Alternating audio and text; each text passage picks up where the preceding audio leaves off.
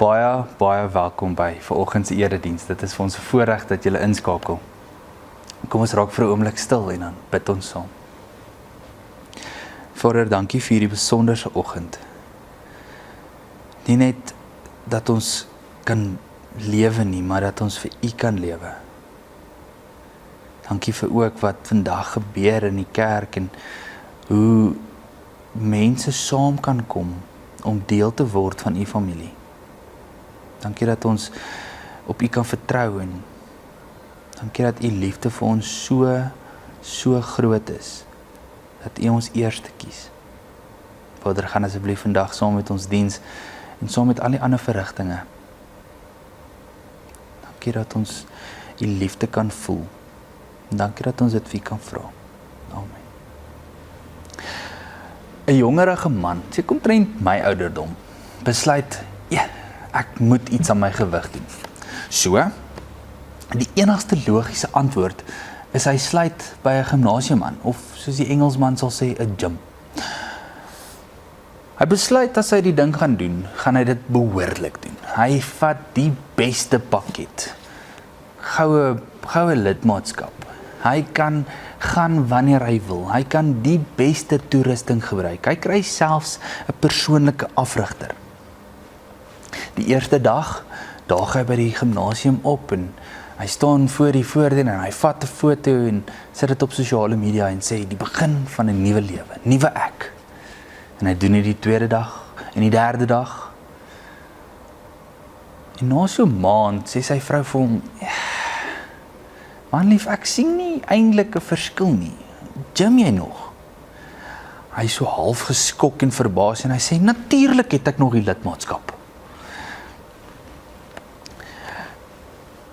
Ek wil vandag bietjie by Johannes 3 stil staan. Ek lees vanaf vers 16 tot 21. En dit is 'n besonderse stuk, want dit is hierso waar Nikodemus in die aand na Jesus toe kom. Nikodemus, 'n fariseer wat iets in Jesus raak sien. En dan met die gesprek sê Jesus vir hom die volgende. Hy sê, God het die wêreld so lief gehad dat hy sy enigste seun gestuur het, sodat die wat in hom glo nie verlore sal gaan nie, maar die ewige lewe sal hê. God het nie sy seun na die wêreld toe gestuur om die wêreld te veroordeel nie, maar sodat die wêreld deur hom gered kan word. Wie in hom glo, word nie veroordeel nie. Wie nie glo nie, is reeds veroordeel omdat hy nie in die enigste seun van God glo nie.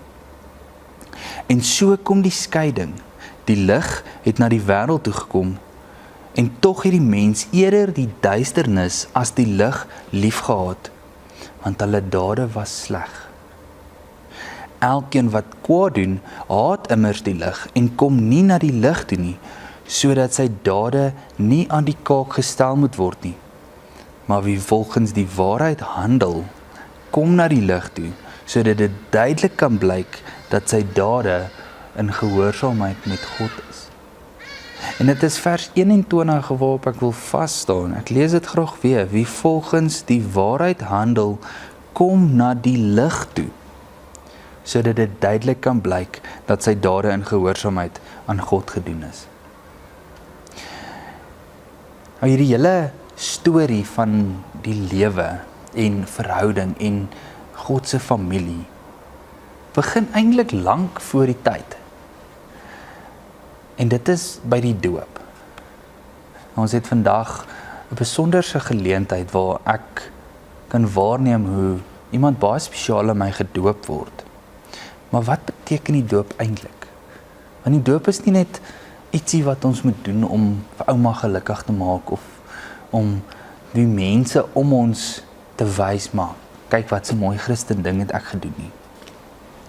Die doop is wanneer God ons kies om deel van sy familie te wees. So die doop is nie wat ons vir die Here doen nie, dit is wat die Here vir ons doen. Dit wys dat God se genade eerste kom. Nog voordat ons hom kan kies, nog voordat ons daai besluit kan maak, kies hy ons. dis is die doop God se teken om vir jou te sê, maar jy behoort aan my. Jy is deel van my familie. Jy is my kind. Maar die doop vra 'n belangrike vraag. Besef ek dit? Maar die storie stop nie net by die doop nie. Want later in 'n persoon se lewe, dan lê jy belydenis van geloof af. Ek is redelik betrokke by die belydenniskinders hierdie jaar en ek probeer hulle hierdie konsep verduidelik van wanneer jy gedoop word, kies die Here jou. En dan wanneer jy belydenis aflê, maak jy 'n gelofte aan die Here wat sê, maar my lewe behoort aan U. Ek kies om vandag in hierdie pad te staan. Met ander woorde, geloofsbelydenis is daai persoonlike antwoord op God se belofte, daai belofte wat hy alreeds gemaak het by die doop. Die doop sê, maar die Here kies jou, en die belydenis sê, jy kies om te volg. Maar dis selfs nie heeltemal die einde nie. Want om vir Jesus te kies en om vir die Here te lewe, is nie net ietsie wat ons net eendag doen en dan gaan ons aan met ons lewe nie. Dit is ietsie wat ons elke dag moet kies, elke dag moet uitleef. En aan die einde van hierdie gedeelte skryf Johannes dat hoe Jesus vir Nikodemus die skeiding tussen die lig en die donker verduidelik. En hy sê dat mense dikwels die duisternis kies, want hulle dade, die manier hoe hulle lewe, wat hulle vir die wêreld wys, wil hulle nie hê, moet in die lig blootgestel word nie.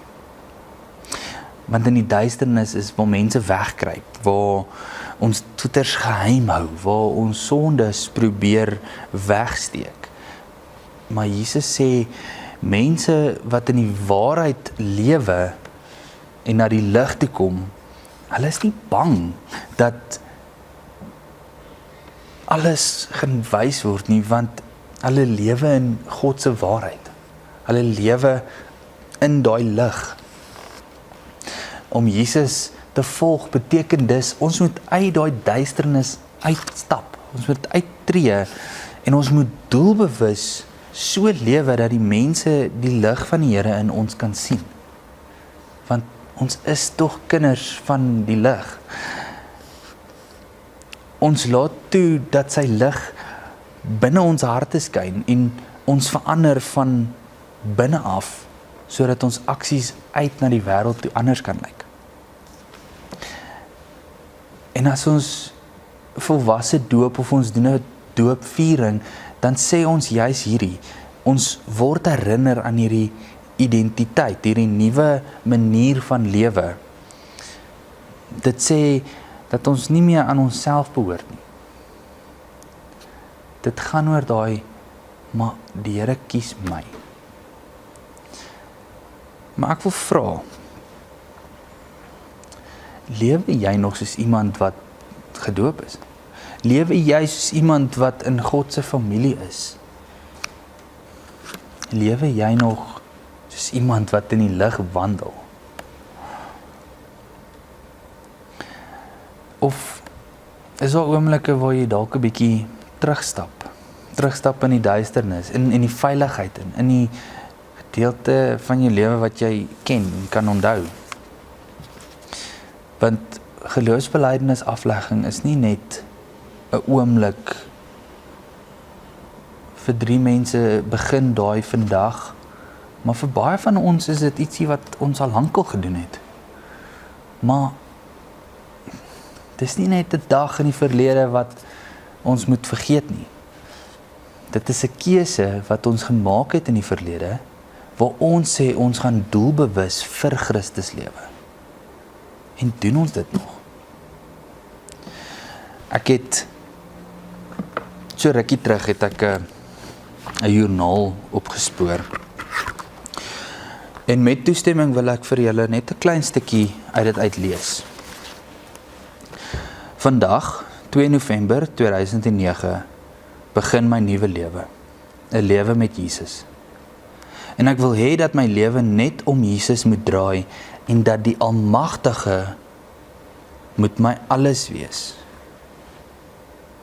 Hy moet nommer 1 wees en hy moet my eerste prioriteit wees.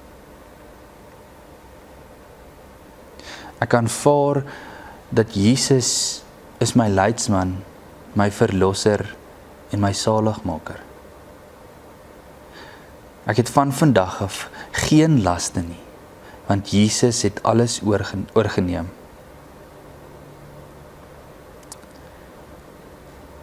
Ek vertrou in hom en op hom dat hy al my probleme sal neem en op die regte tyd die regte uitkoms vir my bekend sal maak.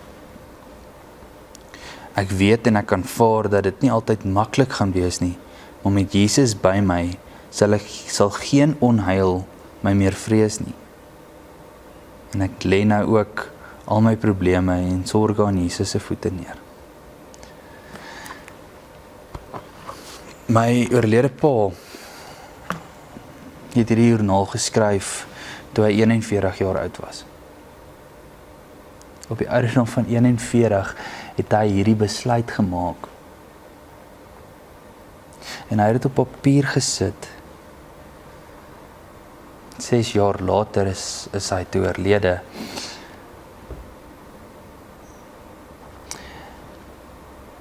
En 10, amper 11 jaar na sy dood, kry ek die joernaal.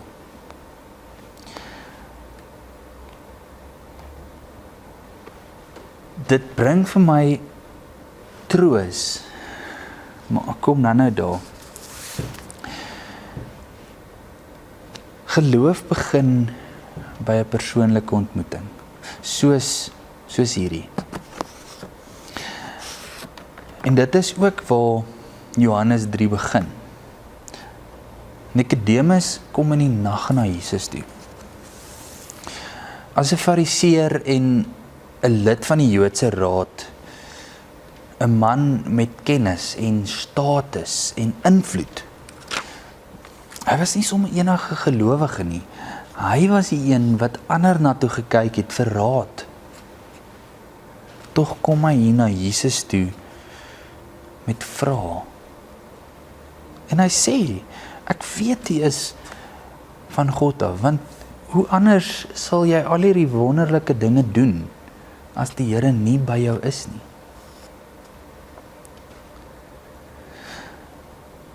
Maar vanuit die oog van die samelewing is Nikodemus hierdie voormalige voorbeeld van 'n gelowige. En tog, ten spyte van sy kennis, ten spyte van sy status, kom hy na Jesus toe en hy het vra. En dit wys dat selfs die mense waar alles reg lyk in die buitekant, ons tog hierdie innerlike honger kan hê.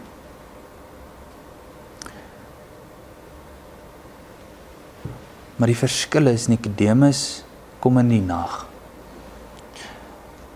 En die nag is nie net nog 'n tyd om goed te doen nie. Want in die nag kan hy wegkruip, kan hy stilletjies na Jesus toe gaan, sonder dat mense hom sien of dit agterkom. En as 'n leier van 'n volk, om na iemand toe te gaan wat aangekla word, dat hulle nie volgens die wet lewe nie, verraad, dink ek, dit maak sin dat hy bietjie weg gaan kruip, want hy was nie heeltemal seker nie. Hy het geweet, daar's iets van Jesus wat anders is, as al die ander rabbies en leermeesters, maar hy het geweet, daar's iets meer aan Jesus. Hy het geweet,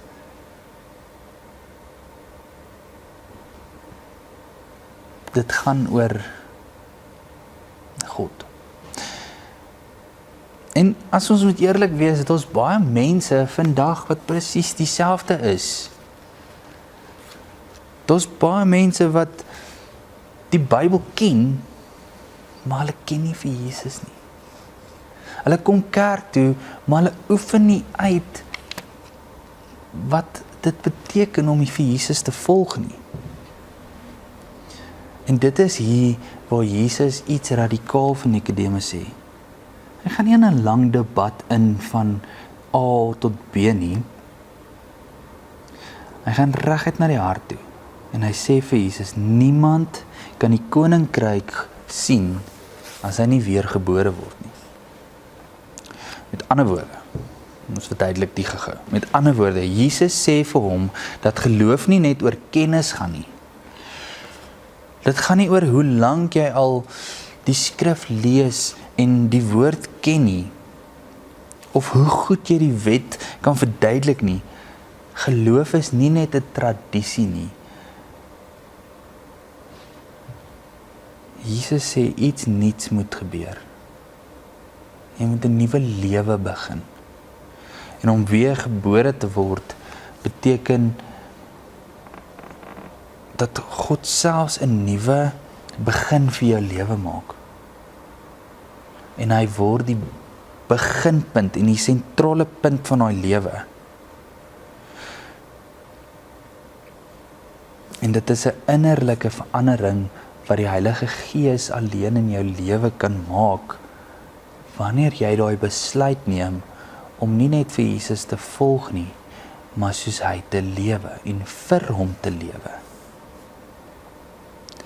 En dit bring my by 'n ongelooflike belangrike waarheid, en dit is vir elke liewe een van ons. Op 'n stadium in jou lewe moet jy meer doen as net van Jesus hoor. Jy moet meer doen as net kerk toe kom. Jy moet op 'n punt kom waar jy sê, maar ek weet nie net van Jesus nie. Ek kies om hom te volg elke dag. Want uiteindelik gaan geloof nie oor hoe baie jy weet nie. Dit gaan oor hoe bereid jy is om jou lewe vir Jesus te gee.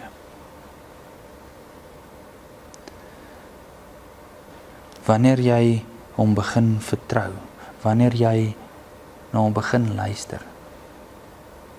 Dis die oomblik in die nag waar dit begin dag word. En wanneer Jesus oor die weergebore praat, verduidelik hy dat dat hierdie nuwe iets nie kan gebeur sonder dat hy betrokke is nie. En daarom gebruik Jesus 'n baie kragtige beeld en hy sê die wind waai waar hy wil. Jy kan nie presies sien waar dit begin of waar dit eindig nie, maar jy kan duidelik sien wat die wind doen. Jy kan sien hoe die bome weeg, jy kan sien hoe die blare ritsel, en jy kan sien hoe dinge verander. En so werk God se Gees ook. 'n Mens se lewe word verander in hierdie fase. En wanneer iemand werklik aan Jesus begin glo en hom werklik begin volg, gebeur daar iets binne hulle. Sy hart begin verander. Hierdie verandering raak dan 'n mens se nuwe identiteit. Voorheen het iemand dalk sy identiteit gevind in sy werk of in sy prestasies of in sy familie. Maar nou vind hy sy identiteit in wat Jesus vir hom sê hy is. Hy was gekies deur God met sy doop. Hy het die Here gekies met sy belydenis. En dit is wie hy vandag is. Maar dit beteken hy leef nie net meer vir homself nie. Dit beteken hy lewe onder die Here se heerskappy.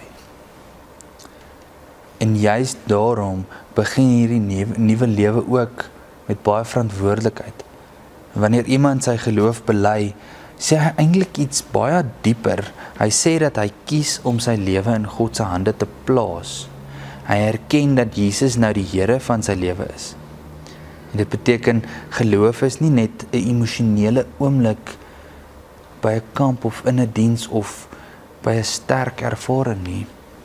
Geloof is ook nie net 'n mooi idee wat ons in ons koppe dra nie. Dis 'n lewensrigting wat elke liewe dag sigbaar moet wees. Dit raak die manier hoe jy na dinge kyk en hoe jy oor dinge dink. Dit raak die woorde wat uit jou mond uitkom. Dit raak die besluite wat jy neem wanneer niemand anders kyk nie.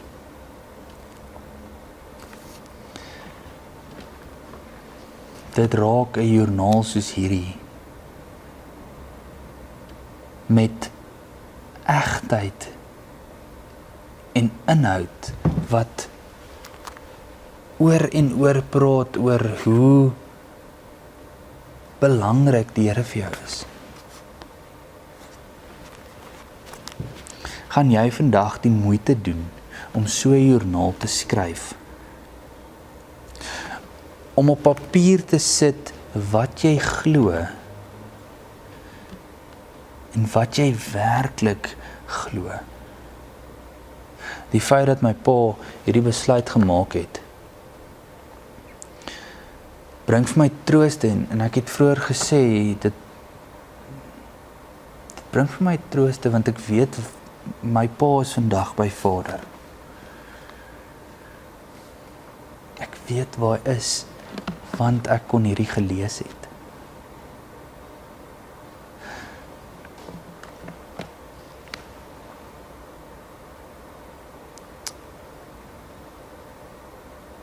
Lewe jy nog volgens jou belydenis?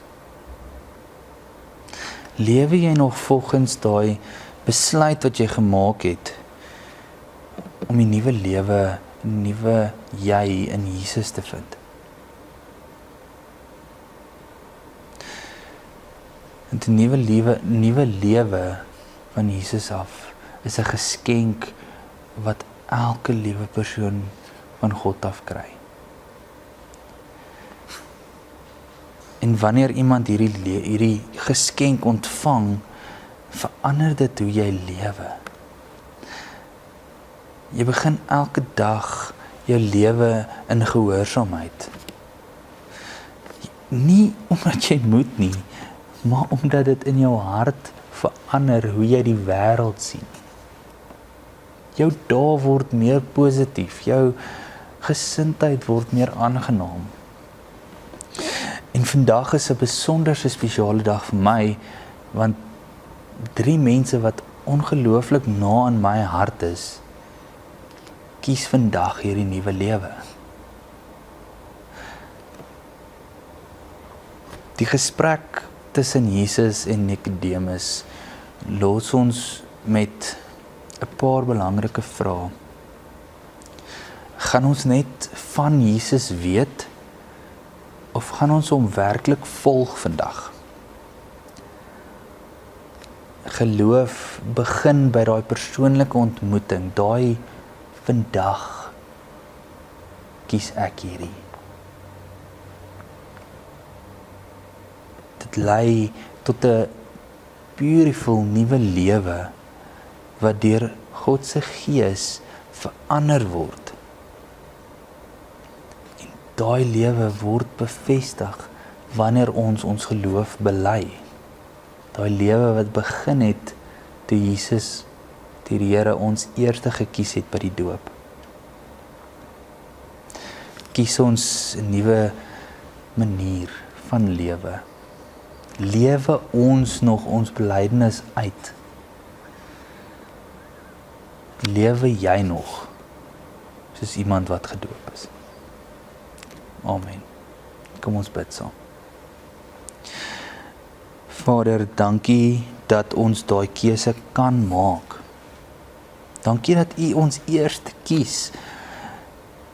Want as U ons nie eers kies nie, sal ons so verlore wees in hierdie wêreld. Die wêreld sal ons insluk en uitspoeg.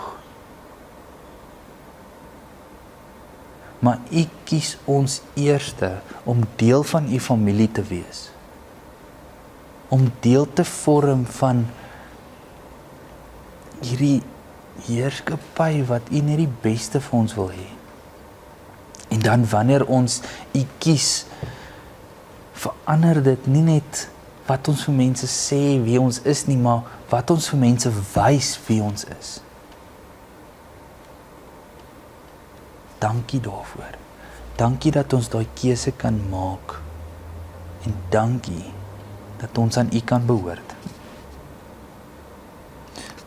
Vader, soos dat dit vandag 'n begin van iets besonders is in iemand se lewe, gaan saam met elke liewe een wat vandag daai keuse maak om soos U te lewe. Om vir U te lewe. Ek bid dit in U naam alleen. Amen. Onderaan gaan daar die bankbesonderhede verskyn indien U finansiële bydrae wil maak, sodat ons kan aanhou om die woord van die Here te versprei. Ontvang die seën. Mag jy die liefde en die vrede van Vader ervaar vandag. Mag jou week gevul wees met positiwiteit en mag jy hierdie nuwe lewe ontdek. En as jy hom al lankal gekies het, mag jy hom weer begin uitleef. Gaan in vrede met liefde. Amen.